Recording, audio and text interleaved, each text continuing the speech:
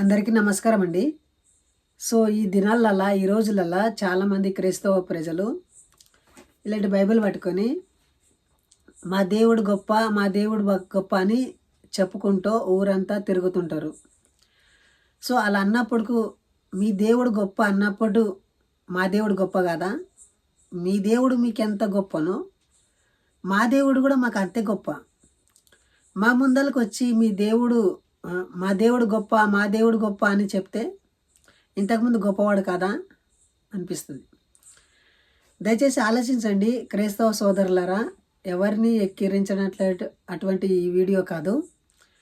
ఒకప్పుడు మా ఊరిలో నేను పెట్టిన సువార్త, నేను చెప్పిన సువార్త కానీ, నేను పెట్టిన మీటింగ్లు కానీ ఇంకా అవి నడుస్తూనే ఉన్నాయి. నేను అక్కడి నుండి వెళ్ళి వచ్చాను.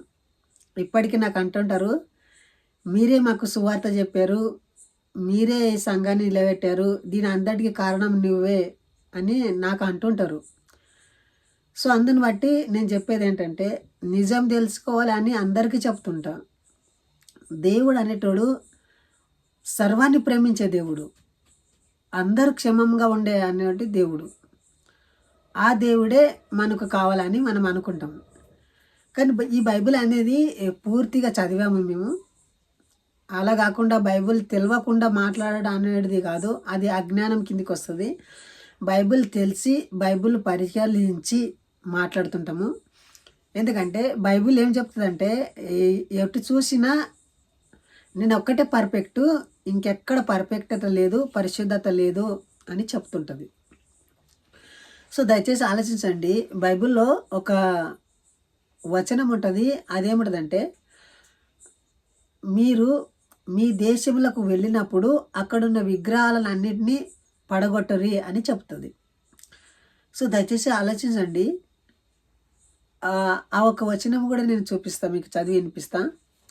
అంతకంటే మునుపు ఒక ఫోటో వేసాను చూడండి పక్కల. సో అక్కడ ఏం జరుగుతున్నదంటే, మేము నమ్ముతున్న సిద్ధాంతాన్ని, మేము ఫాలో అవుతున్న సిద్ధాంతాన్ని తప్పు అని, అంతేకాకుండా చెప్పు తీసుకొని కొడుతుంది.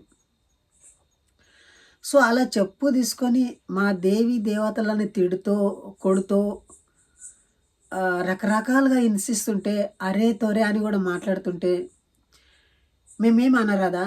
మాకేమైనా ఎమోషన్లు లేవా? మేమేం మాట్లాడకూడదా? సో మీకు ఎంతో అధికారం ఉంది, మాకు కూడా అంతే అధికారం ఉండదు. ఒక దేవుడై ఉంటే పూజించుకోండి, కానీ వ్యక్తిగతంగా దూషించడం వల్ల ఏమి ప్రయోజనము?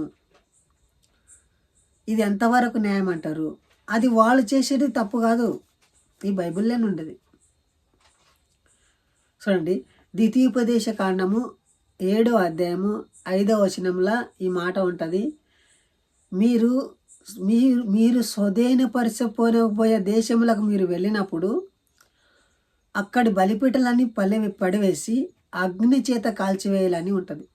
అంతేకాకుండా వారి పిల్లలని మీరు చేసుకునరాదు, మీ పిల్లని వారికి ఇయ్యరాదు, వాళ్ళతో సంగతమే ఉండరాదు అని చెప్తుంటుంది.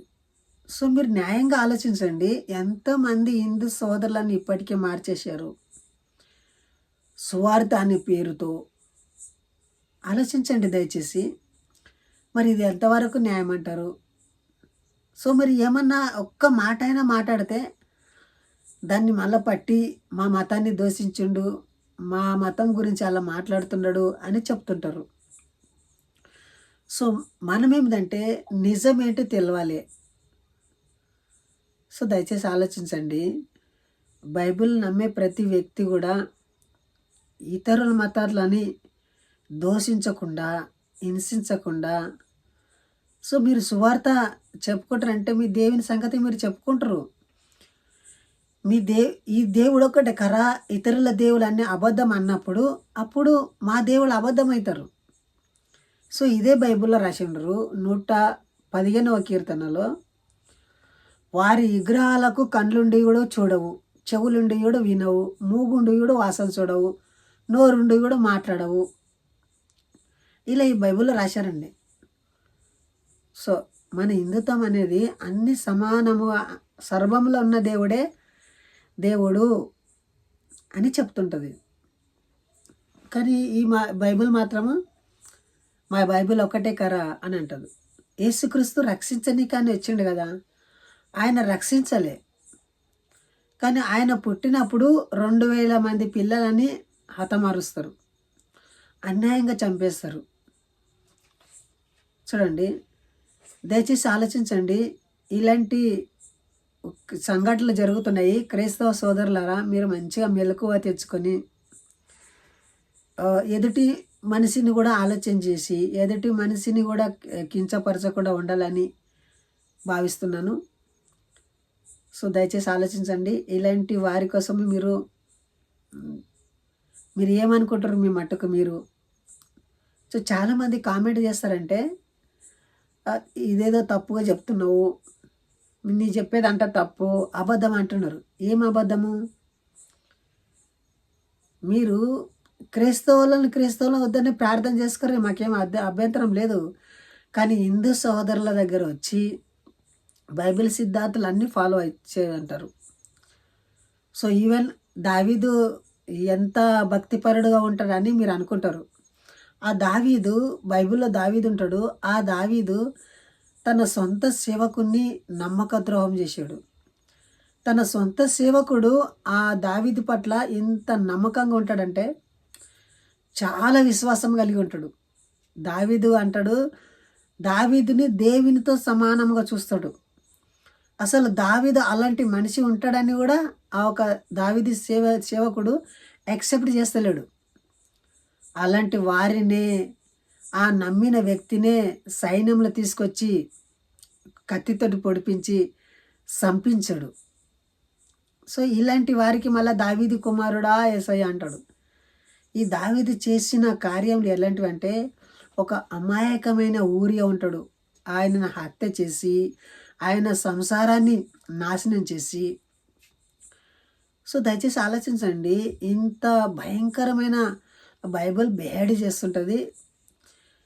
దాని మీద ఎవరు మాట్లాడరు. అరే ఊరియా గురించి మాట్లాడరా? ఆ బాధితుల గురించి మాట్లాడరా? దావీదు గురించి మాట్లాడతారు, అతను రాజు ఉన్నాడు కాబట్టి మాట్లాడతారు. కానీ ఊరియా గురించి మాట్లాడారా? మీరు సమాజం పట్ల మేలు కలిగించే మాటలే మాట్లాడలే. సో యేసుక్రీస్తు అంత భయంకరమైన క్యారెక్టర్ కాదు, అతని మంచి క్యారెక్టర్ యేసుక్రీస్తు. యేసుక్రీస్తు ఎప్పుడు కూడా కొన్ని మంచి కార్యాలు చేసిండు, మంచిగా చేసింది మంచిగా అంటాం. సో దయచేసి ఆలోచించండి. మన దేశంలో మన హిందూ రక్షణ కోసమై మన హిందూ సోదరులే మన అందరం కలిసి ఉండి సమాజానికి ఒక మేలు కలిపే విధంగా మనం ఉండాలని కోరుతూ, సో వీడియో అయినా మీకు నచ్చితే లైక్ చేసి సబ్స్క్రైబ్ చేయండి, సపోర్ట్గా ఇలా వాడండి. సో ఇంతవరకు ఈ వీడియో చూసినందుకు జై హింద్, వందే మాతరం.